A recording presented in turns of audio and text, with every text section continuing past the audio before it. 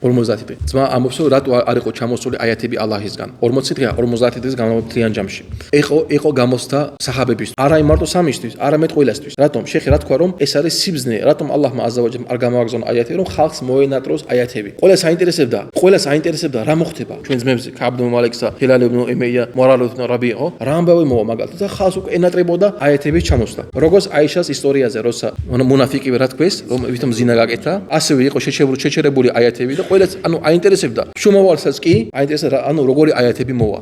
და ასევე ძმება ნახეთ ძმება, აი რაღაცა გამახსენდა. ეს არის კიდევ ერთი მტკიცებული იმის, რომ შუმავალი მუჰამედ სალlallahu ალეიჰი ვასალამ არ არის მატყუარა. რატომ? ადამიანისთვის ვიღაცა ადამიანს მის ცოლზე ვიღაცა თუ იტყვის, შენი ცოლი არის მურუშიქალი. როგორ გიზმის ხო თავს? მით უმეტეს რომ ხალხი დაიწყო ლაპარაკი იმ ადამიანზე, ხო? რომ მისი ცოლი არის მურუშიქალი სიტყვა, ზინა გაკეთა სიტყვა. ის ადამიანი მამაკაცი, ხო? ნამდვილი მამაკაცი ვერც დაიძინებს ღამეობით. შუმავალი სალlallahu ალეიჰი ვასალამ მუნაფიყები გააფრთხილეს ეგეთი ამბავი. და არ იყო გამოგზავნილი აიათი რამოდენიმე დღე. მეახლოებით 20 დღეზე მეტი მეახლოებით. ეს რა შენიშნავს? რომ ყურანი არ არის მუჰამედ სალlallahu ალეიჰი ვასალამ. იმედო თუ მუჰამედი იქნებოდა მატყუარა, იქნებოდა რა სიტყოდა? მოიგონებდა რაღაც ყურანს და იტყოდა, აი ალლაჰმა გამართა. მეორე დღეს ეგრევე.